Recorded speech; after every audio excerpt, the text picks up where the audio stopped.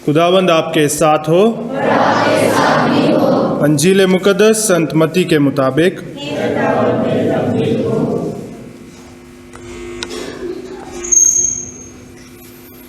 यीशु ने अपने शिष्यों से कहा, ये ना समझो कि मैं संहिता अथवा नबियों के लेखे को रद्द करने आया हूँ। उन्हें रद्द करने नहीं बल्कि पूरा करने आया हूँ। मैं तुम लोगों से कह देता हूँ, आकाश और पृथ्वी भले ही टल जाए, लेकिन संहिता की एक मात्रा या एक बिंदु भी बिना पूरा हुए नहीं टलेगा। इसलिए जो उन छोटी सी छोटी आज्ञाओं में से एक का भी भंग करता और दूसरों को ऐसा करना सिखाता है, वह स्वर्ग राज्य में छोटा समझा जाएगा।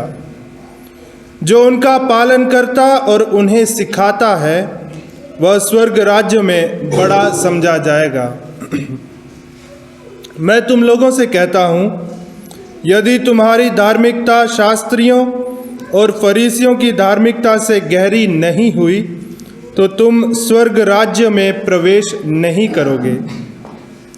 तुम लोगों ने सुना है कि पूर्वजों ने कहा था, हत्या मत करो। यदि कोई हत्या करे तो वह कचहरी में दंड के योग्य ठहराया जाएगा। लेकिन मैं तुमसे कह देता हूँ, जो अपने भाई पर क्रोध करता है, वह कचहरी में दंड के योग्य ठहराया जाएगा। यदि वह अपने भाई से कहे, रे मूर्ख, तो वह महासभा में दंड के योग्य ठहराया जाएगा। और यदि वह कहे, रे नास्तिक, तो वह नरक की आग के योग्य ठहराया जाएगा। जब तुम वेदी पर अपनी भेंट चढ़ा रहे हो और तुम्हें वहाँ याद आए कि मेरे भाई को मुझसे कोई शिकायत है, तो अपनी भेंट वहीं वेदी के सामने छोड़कर पहले अपने भाई से मेल मिलाप करो और तब आकर अपनी भेंट चढ़ाओ। कचहरी जाते समय रास्ते में ही अपने मुद्दई से समझौता कर लो। कहीं ऐसा न हो कि वह तुम्हें न्यायकर्ता के हवाले कर दे, न्यायकर्ता तुम्हें प्यादे के हवाले कर दे और प्यादा तुम्हें बंदी गृह में डाल दे। मैं तुम लोगों से कह देता हूँ, जब तक कोड़ी कोड़ी ना चुका दोगे, तब तक वहाँ से नहीं निकल पाओगे। तुम लोगों ने सुना है कि कहा गया है, व्यभिचार मत करो। लेकिन मैं तुमसे कहता हूँ, जो बुरी इच्छा से किसी स्त्री पर दृष्टि डालता है, वह अपने मन में उसके साथ व्यभिचार कर चुका है। यदि तुम्हारी दाहिनी आंख तुम्हारे लिए पाप का कारण बन जाए, तो उसे निकाल कर फेंक दो। अच्छा यही है कि तुम्हारे अंगों में से एक नष्ट हो जाए, लेकिन तुम्हारा सारा शरीर नरक में ना डाला जाए। और यदि तुम्हारा दाहिना हाथ तुम्हारे लिए पाप का कारण बन जाए, तो उसे काट कर फेंक दो। अच्छा यही है कि तुम्हारे अंगों में से एक नष्ट हो जाए, किंतु तुम्हारा सारा शरीर नरक में ना जाए। यह भी कहा गया है, जो कोई अपनी पत्नी को त्यागे, वह उसे त्याग पत्र दे दे। परंतु मैं तुमसे कहता हूँ, व्यभिचार को छोड़ किसी अन्य कारण से जो अपनी पत्नी को त्याग देता है, वह उससे व्यभिचार कराता है। वह जो त्यागी हुई स्त्री से विवाह करता है, वह व्यभिचार करता है। तुम लोगों ने यह भी सुना है कि पूर्वजों से कहा गया है, झूठी शपथ मत खाओ। प्रभु के सामने खाई हुई शपथ को पूरा करो। परंतु मैं तुमसे कहता हूँ, शपथ कभी नहीं खानी चाहिए, ना तो स्वर्ग की, क्योंकि वह ईश्वर का सिंहासन है, ना पृथ्वी की, क्योंकि वह उसका पावदान है, ना यरूशलेम की, क्योंकि वह राजाधिराज का नगर है, और ना अपने सिर की, क्योंकि तुम इसका एक बाल भी सफ़ेद या काला नहीं कर सकते। तुम्हारी बात इतनी हो, हाँ कि हाँ, नहीं कि नहीं। जो इससे अधिक है वह बुराई से उत्पन्न होता है। ये खुदा की पाक अंजील है।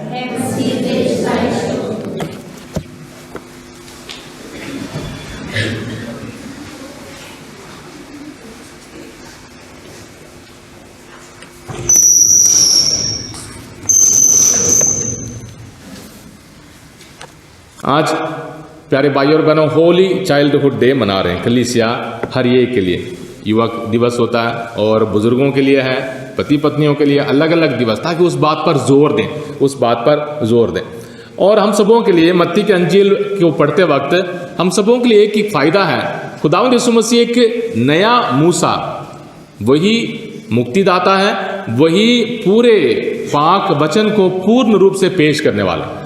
मूसा ने हुक्म दिया, पहाड़ी से 10 हुक्म ला कर दिया, और उसके बाद आप लेवी की किताब हो, निर्गमन ग्रंथ हो या विधि विवरण ग्रंथ हो, मूसा ने बहुत सारे ऐसे हुक्म दिए जो यहूदी मानते आ रहे थे और उसी के मुताबिक चल रहे थे। यहूदियों के बाद हमने खुदा के वचनों को, खुदा के हुक्मों को हासिल किया। बेशक उसके बाद भी बहुत सारे दावा करते हैं कि हमारे पास खुदा की सबसे बड़ी आज्ञा है और हम खुदा के वचनों के मुताबिक चलने वाले हैं और खुदा का फजल हमें हासिल हुआ है। पर खुदावंद यीशु मसीह हम सबों के लिए आखिरी और सबसे बड़े विचार के साथ हम सबों को खुदा के वचनों को सुनाते हैं। हमने मत्ती के अंजील की शुरुआत की, धन्य है वे, धन्य है वे 8 बार, और 9वां बार ये भी है, धन्य हो तुम। पर ये नहीं है कि जब आप अमीर होंगे। देखना, पाक वचन पुराने अहदनामे में साफ साफ कहता है। अगर आप ज़बूर में देखें या विधि विवरण ग्रंथ उसका 28 बाब आप देखें, जो खुदा के वचन के मुताबिक चलेगा वो फलेगा, फूलेगा, और उसके दुश्मन जितने भी ढेर हो जाएंगे पर उसको कोई हानि नहीं होगी। खुदा का पाक वचन साफ साफ कहता है। इसलिए हमने भी बहुत दफ़ा ये सुना है कि खुदा के वचन के मुताबिक चलो, बहुत कमाओगे। खुदा के वचन के मुताबिक चलो, कोई बीमारी नहीं आएगी। खुदा के वचन के मुताबिक चलो, कामयाबी ही कामयाबी है, बिजनेस ही बिजनेस है। पर खुदावंद यीशु मसीह मत्ती के अंजील उसके 5 बाब में, यानी बेआटिट्यूड्स, आशीर्वचन हम कहते हैं, पहाड़ी प्रवचन कहते हैं, उसमें बिल्कुल अलग विचार हम सबों को देते हैं। मुबारक वे लोग हैं जो गरीब हैं, मुबारक वे लोग हैं जो मातम मनाते हैं, मुबारक वे लोग हैं जो हलीम, जो अपने आप को झुकाते हैं, मुबारक वे लोग हैं जो दयालु हैं, दूसरों पर दया करते हैं, मुबारक वे लोग हैं जो रूहानी चीज़ों के लिए भूखे और प्यासे हैं, जिस्मानी चीज़ों के लिए नहीं, रूहानी चीज़ों के लिए। मुबारक वे लोग हैं जो दूसरों को मेल कराते हैं, दूसरों के साथ जो गिले शिकवे दूर कराते हैं। मुबारक वे लोग हैं जो दिल के पाक साफ है, जिनका दिल साफ है। मुबारक वे लोग हैं जो अत्याचार सहते हैं, रूहानी चीज़ों के लिए अत्याचार सहते हैं। और मुबारक हो तुम जब लोग तेरी बेइज्जती करेंगे, जब लोग तेरा अपमान करते हैं और तरह तरह की बातें कहते हैं, स्वर्ग राज्य में तुम्हें पुरस्कार प्राप्त होगा। और ये मुबारक बातें बिल्कुल दुनिया के तौर तरीके और दुनिया के बातों के खिलाफ है। और खुदावंद यीशु मसीह ने पिछले इतवार को हम सबों से कहा, तुम पृथ्वी के नमक हो, तुम संसार की ज्योति हो, और तुम पहाड़ पर बसे उस नगर के समान हो। और नमक और ज्योति और पहाड़ पर बसा हुआ ये नगर अपने लिए नहीं है, दूसरों के लिए। हम नमक है, पति पत्नी के लिए, पत्नी पति के लिए, माँ बाप बच्चों के लिए, और बच्चे परिवार के लिए, और हम सबों के लिए तरक्की करने के लिए इन सारे इज्जत और प्यार में जीना जरूरी है। दूसरों का स्वाद बढ़ाना है। हम लोग दूसरों का पूरा स्वाद निकालने में लगे रहते हैं। हम लोग ऐसे रोशन करते हैं अपने आप को, अपना चमकने के लिए कोशिश करते हैं, दूसरों की आंख बंद हो जाए। पर खुदावंद बिल्कुल उल्टी सबक हम सबों को देते हैं। हम सबों को देते दूसरों को रोशन करना और दूसरों की जिंदगी को प्यार से भरपूर करना। आज हम सबों के एक कदम आगे 9 बार खुदा ने कहा मुबारक बातें, और पृथ्वी के नमक हो, संसार की ज्योति हो, तुम पहाड़ पर बसे उस नगर के समान हो। चुप नहीं सकते हो, कोई भी छुपा नहीं सकता है, कोई भी हम सबों को बंद नहीं कर सकता। हम खुदा के फजलों से भरपूर है। आज हम सबों को खुदावंद और एक प्रचार शुरू करते हैं। 6 बार खुदावंद पुराने अहदनामे की जिक्र करते हुए, पुराने अहदनामे यानी मूसा की किताबों को जिक्र करते हुए हम सबों को एक नए विचार हम सबों को देते हैं। उससे पहले आज के पाठ की शुरुआत ये ऐसे शुरू हुई, ये ना समझो कि मैंने पूरे नबियों की किताबों को या नियम कानून को रद्द करना, खत्म करना है। मैं उसे खत्म करने नहीं आया हूं, उसे पूरा करने आया हूं, पूरा करने आया। जब हम पढ़े लिखे नहीं थे, हमारे माँ बाप मेहनत करने वाले थे, हम पढ़े लिखे, हमारे बच्चे और भी सपने देखते हैं। हमारे बच्चों से अभी पूछा जाए, कोई बोलता है डॉक्टर बनना है, कोई बोलता है इंजीनियर बनना है, कोई बोलता है पायलट बनना है, बहुत सारे सपने। लेकिन ना तरक्की हो रही है, और तरक्की ना सिर्फ जिस्मानी है, दिमागी भी है और रूहानी भी बनती है, रूहानी भी बनती है। और इस तरक्की के रास्ते पर खुदावंद यीशु मसीह भी हम सबों को ऐसी तरक्की वाली बातें बताते हैं, ऐसे महान शिक्षा हम सबों को देते हैं जो दुनिया के किसी ने भी नहीं दी है, किसी ने भी नहीं दी।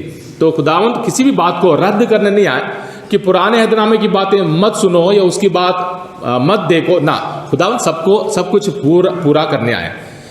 यदि तुम्हारी धार्मिकता, हमारी रूहानी हालत, हमारी इंसाफ देने की बातें, हम इंसाफ की और बहुत सारी बातें करते हैं, विश्वास करते हैं। हमारी जो रूहानी जिंदगी है शास्त्रियों और फरीसियों से बढ़कर नहीं होता, गहरा नहीं होता, उससे गहरा नहीं होता, उससे अच्छा नहीं होता, हम स्वर्ग राज्य में प्रवेश नहीं करेंगे। अभी देखना, शास्त्री और फरीसी कौन थे? जो दिखावे के लिए करते थे, जो दूसरों के ऊपर हमेशा उंगली उठाते थे और खुदावंद यीशु मसीह के खिलाफ भी काम करते थे। तो हम सब शास्त्री और फरीसी दिखावे वाले नहीं, दूसरों को ठीक करने वाले नहीं, दुनिया की बातें करने वाले नहीं ना, हम अपने ऊपर मेहनत करने वाले हैं। आपको याद होगा, मैंने बहुत दफा कहा है कि कलीसिया में हम सब अपने आप को क्या कहते हैं? मिलिटेंट है। पर हम दूसरों को नहीं मारते, हम अपने आप को मारते हैं। हमारी ख्वाहिशों को, हमारी बुराइयों को हम खत्म करते हैं धीरे धीरे। इसका मतलब साफ साफ है, हमारे अंदर उम्मीद कभी भी खत्म नहीं होती। हम उम्मीद के मुसाफिर हैं। उम्मीद के मुसाफिर होना हमें धीरे धीरे कभी ना खत्म होने वाले उम्मीद से भरपूर होकर काम करना। आज हमने 4 बार खुदावंद यीशु मसीह से सुना कि कहा गया है, तुमने सुना है, कहा गया है, पूर्वजों ने कहा है, यानी पुराने अहदनामे के नियमों में कहा गया है 4 बातें। सबसे पहले, हत्या मत करो, हत्या मत करो। पर मैं तुम्हें कहता हूं, जो क्रोध करता है, जो गुस्सा करता है, जो नफरत करता है, जो गाली गलौज करता है, वो हत्या की बराबर है। देना, हम दूसरों का हत्या ऐसे भी कर सकते हैं, गुस्से के साथ, नफरत के साथ, गाली देने के साथ और उनके खिलाफ बुरे भला कहने के साथ भी। बहुत दफा ऐसा होता है, हम दूसरों के बारे में इतनी चुगली करते हैं, हम उनकी जिंदगी बर्बाद कर देते हैं। हम सोचते हैं कि हाँ जी खत्म हो जाए, पर खुदावंद कहता है कि सिर्फ हत्या, उनके जान से मारने से नहीं, गुस्सा करने से भी। और हमें मालूम है, हत्या करने के लिए सबसे पहले गुस्सा चाहिए, हमारे दिल में वो नफरत चाहिए। गुस्सा और नफरत तब तक नहीं आएगा और हम किसी को कत्ल नहीं कर सकते। खुदावंद कहता है कि हमारे लिए हत्या मत करो, बाहर से नहीं है, हाथ पैर से नहीं है, टोके से नहीं है, पिस्तौल से नहीं है, बंदूक या डंडे से नहीं है। खुदावंद कहता है जहां जड़ है उसको निकाल दो, वहां रोक डालो। गुस्सा, नफरत और हमारी जुबान की बातें जो दूसरों को खत्म करने के लिए, दूसरों की बेइज्जती करने के लिए और दूसरों की जिंदगी को खराब करने के लिए हमारे लिए जड़ हैं, उससे वहीं खत्म करो। खुदावंद कहता है गुस्सा मत करो। गुस्सा करने से आप हत्यारे के बराबर हो। और कचहरी में, खुदा की कचहरी में गुस्सा करने के लिए भी हमारे लिए इंसाफ दिया जाएगा। और खुदावंद कहता है कि हम नरक के वारिस हो सकते हैं, नरक में डाले जा सकते हैं, और गुस्सा हमने नहीं करना। तो पहले हम सबों के लिए गुस्सा, नफरत और गाली, इन सारी चीजों से हम अपने आप का ना सिर्फ हमारा बीपी बढ़ जाता, ना सिर्फ हम गुस्से से भरपूर हो जाते, पर उसके अंदर हमारे नफरत दूसरों को देखने के लिए बर्दाश्त नहीं होता। खुदावंद हम सबों को सबसे पहले हत्या मत करो, तुमने सुना है, पर मैं तुम्हें कहता हूं गुस्सा मत करो, नफरत मत करो और दूसरों के खिलाफ बातें मत करो। ये दूसरों पर हानि नहीं पहुंचाने वाला, सबसे पहले हमें पहुंचाने वाला है। हम खुदा के बच्चे होने की इज्जत को हम पहले ही खो देंगे और हम अपने आप की इज्जत में जीने के लिए हम कभी भी ताकत हासिल नहीं कर पाएंगे। उसी गुस्से से हम भरपूर होंगे, उसको इसको उसके बारे में इसके बारे में, और हमारी जुबान गंदे विचारों से भरपूर होता है। और दूसरी बात खुदा ने कहा, तुम लोगों ने सुना है, कहा गया है व्यभिचार मत करो, व्यभिचार मत करो। एक आदमी जो अपनी बीवी नहीं है दूसरे औरत के साथ जाता है उसको बोलते हैं व्यभिचार। जो औरत अपने पति को छोड़कर दूसरे आदमी के साथ जाता है उसको बोलते हैं व्यभिचार। और खुदावंद हम सबों से कहता है ये जो बुरी आदत है, ये बुरे काम है, ये सिर्फ जिस्मानी नहीं है, रूहानी है, दिल के हैं। खुदावंद कहता है जो हम बुरे विचार से दूसरों को देखते हैं वहां ही व्यभिचार हो सकता है। व्यभिचार की शुरुआत हमारे दिल से और हमारे नजरों से और हमारे विचारों से और हमारी बातों से हो सकती है। देखना खुदावंद यीशु मसीह हम सबों को इतनी बड़ी ज्ञान की बात बताते हैं, दुनिया के किसी ने भी इस गहराई तक बातें नहीं बताई। और खुदावंद दूसरों के ऊपर नहीं, अपने ऊपर हम सबों को उंगली उठाने के लिए हम सबों से कहते हैं मेरी नजर कितनी साफ है, मेरी नजर कितनी साफ है।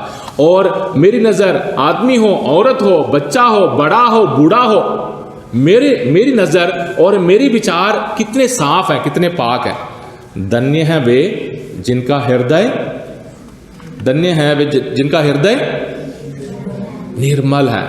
मुबारक वे लोग हैं जिनका दिल पाक है, साफ है। देना हम सब पापी हैं, हम सब पापी हैं। पर जो मामूली, ये जो नॉर्मल तरीका है, दूसरों को देखते ही नफरत हो सकता है, दूसरों को देखते ही लालच हो सकता है। ये देख क्या लाया, कपड़े देखो। कितने बार हमारी बंदगियों में बैठ कर बोलते हैं उसके सूट इतना अच्छा है, उसके घर वाला देखो। कितनी बार, यहां तक मातम में भी बैठकर आदत हो जाती है। वो 10 दिन के मातम में कितनी बार चुगलियां हो जाती हैं, कितनी बार दूसरों को देखकर लालच हो जाता है, कितनी बार दूसरों को देखकर अपनी नजरों में हम पाप कर बैठते हैं। देखना खुदावंद यीशु मसीह के इस शिक्षा से बढ़कर कोई भी कुछ भी नहीं हो सकता, क्योंकि हमारा हत्या हमारे अंदर होता है, व्यभिचार, हमारे बुरे काम, हमारी बुरी नजर, सब कुछ हमारे दिल से शुरू है। तुमने सुना है व्यभिचार मत करो, परंतु मैं तुमसे कहता हूं एक कदम आगे बढ़ो और गहराई में जाओ। जो बुरी इच्छा से किसी स्त्री पर दृष्टि डालता है वो अपने मन में उसके साथ व्यभिचार कर चुका है। और तीसरी बार यह भी कहा गया है जो कोई अपनी पत्नी को त्याग देता है वह उसे त्याग पत्र दे दे। मतलब अगर कोई भी चाहता है अपनी पत्नी को बोल सकता है अपने घर वापस जाओ, मुझे नहीं चाहिए। पुराने अहदनामे में ऐसे था ना, अपने पत्नी को छोड़ सकते थे, पर खुदावंद कहता है ना, व्यभिचार को छोड़कर या बुरे कामों को छोड़कर जो अपने पत्नी को अपने घर वापस जाता है या उससे डाइवोर्स ले लेता है, उससे सेपरेट हो जाता है, वो उससे व्यभिचार कराता है। यानी यहाँ हमारे लिए परिवार सबसे बड़ी दुनिया है, सबसे पाक जिंदगी है। हमारा परिवार प्यारे भाई और बहनों कलीसिया है, हमारा परिवार पाक हैकल है, हमारा परिवार पाक संदूक के बरकतों से भरपूर है। यानी हमारे परिवार पति पत्नी के इस प्यार में, इस इज्जत में, बच्चों के इस माहौल में हम सबों को उस प्यार को बनाए रखना है। कितने परिवार हैं, हमारे भी पैरिश में कितने परिवार हैं जहाँ फूट है, जहाँ शराब है, जहाँ बुरी आदत है, जहाँ वफादारी की कमी है, जहाँ घरवाला चला गया या जहाँ घरवाले की बुरी आदतें हैं, कुछ भी हो, वहाँ आपने कुछ भी देखने की ज़रूरत नहीं है। बच्चों पर आप थोड़ी सी नज़र लगाएं, उन बच्चों की तरक्की कैसे हो रही है, उन बच्चों की ज़िंदगी कैसे बढ़ रही है, उन बच्चों की ज़िंदगी में कितनी नफरत है, उनके बच्चों के चेहरे में कितना दुख है, उन बच्चों के चेहरे में कितनी बुराई है। हम सबों के लिए एक पाक सबक है, हम अपने परिवार को पाक बनाए रखें, अपने परिवार के बंधनों को कभी भी बुराई से भरपूर ना करें। हमने अपने विचारों को और अपने ख्यालों को और अपने विचारों को खुदावंद यीशु मसीह के वचनों के मुताबिक चलाना। आखिरी बात, तुम लोगों ने यह भी सुना है कि पूर्वजों से कहा गया है झूठी शपथ मत खाओ, प्रभु के सामने खाई हुई शपथ को पूरा करो। पुराने अहदनामे में ऐसे था कि किसी ने किसी बात पर शपथ खा ली तो जिस बात पर शपथ खाई वो मंदिर का था, मान लो मैंने किसी भी एक चीज हो, पैसा हो या सब्जी हो या फूल हो या फल हो, उस पर कसम खाई है, तो फिर उसको मंदिर में जाकर चढ़ाना था, मंदिर में जाकर चढ़ाना था। खुदावन कहता है एक कदम आगे बढ़ो, शपथ खाने के लिए जड़ कहाँ है? क्योंकि हम एक दूसरे पर विश्वास नहीं करते, विश्वास नहीं करते। कितनी पत्नियां हैं, पति के सामने कितने बार कसम खाते हैं, कसम से मैंने ये नहीं किया, सर की कसम, उसकी कसम, बच्चों की कसम। हमारे माँ बाप, खासकर बहुत सारी औरतों को आप देखोगे, मैं अपने बच्चों की कसम खाकर कहती हूँ, कसम। और पुराने अहदनामे में मंदिर की कसम खाते थे, अल्तार की कसम खाते थे, चढ़ावे की कसम खाते थे। और हमारे यहाँ ये रिवाज नहीं है, हमारे यहाँ ये रिवाज नहीं है, पर हमारे यहाँ ये रिवाज है, सर की कसम, बच्चों की कसम, माँ की कसम, बाप की कसम, सारे कसम खाते हैं। खुदावन कहता है एक कदम आगे, समझो क्यों है। कसम तब खाते हैं जब हमारे बीच में हमारी समझदारी नहीं है, हम एक दूसरे पर विश्वास नहीं करते हैं, जब हम एक दूसरे पर शक करते हैं। और खुदावन कहता है अगर दूसरा विश्वास नहीं करता, कोई बात नहीं, आप उसको मना नहीं पाओगे, जितना भी कसम खाकर आप उसको मना नहीं पाओगे। और दूसरी बात, जिन बातों पर आप कसम खाते हो वो आपकी नहीं है। ना मंदिर हमारा है, ना हमारा सर हमारा है, ना ये जो सोना है, ना बच्चे हमारे हैं, सब कुछ खुदा के हैं। खुदा की चीजों पर कसम खाना हमारे लिए पाप है और उससे कोई फायदा नहीं है। उससे जो वफादारी है, उसमें जो विश्वास है, वो बढ़ने वाला नहीं है और भी कम होने वाला है। खुदावन कहता है कसम खाने की आदत हमने बंद करना है। पति हो या पत्नी हो, बच्चे माँ बाप के सामने भी किताब की कसम, पढ़ाई की कसम, कितने बार, ये सारी चीजें हमें बंद करना है, क्योंकि इससे हमें फायदा नहीं है, नुकसान है। आखिरी बात, तुम्हारी बात इतनी हो, हाँ की हाँ, नहीं की नहीं।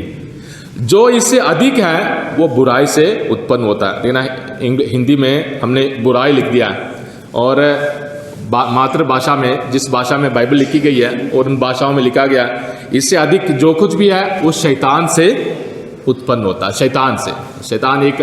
शैतान एक शख्स है, उसके बारे में हमें ख्याल रखना जरूरी है कि हाँ जी, ये सिर्फ एक मामूली एक चाल नहीं है, शैतान से उत्पन्न होता है। हमारे बीच में फूट, हमारे बीच में नफरत, हमारे बीच में शक, हमारे दिमाग में कीड़े, हमारे दिमाग में वफादारी की कमी, हमारे दिमाग में लालच, हमारे दिमाग में हमारी जुबान से गंदी बातें, ये सारी चीज़ें शैतान से आते हैं। खुदा से वायदा करें, खुदा से आज वायदा करें, है प्रभु मैं अपनी धार्मिकता, मैं अपनी रूहानी तरक्की में जानकारी हासिल करूंगी, तेरे पाक वचन को समझने के लिए कोशिश करूंगी, सिर्फ दिखावे के लिए नहीं, है प्रभु सच्चे दिल से तेरे पाक वचन को समझने के लिए कोशिश करूंगी। दूसरों के ब्लैकमेल तरीके से, दूसरों के घुमाने फिराने में मैंने फंसना नहीं है। है प्रभु मेरे परिवार को नेक और पाक परिवार में बदलने के लिए मैं कोशिश करूंगी। एक दूसरे के लिए दुआ करें, खासकर हमारे बच्चों के लिए आज के इस पाक मिसा के दौरान दुआ करें।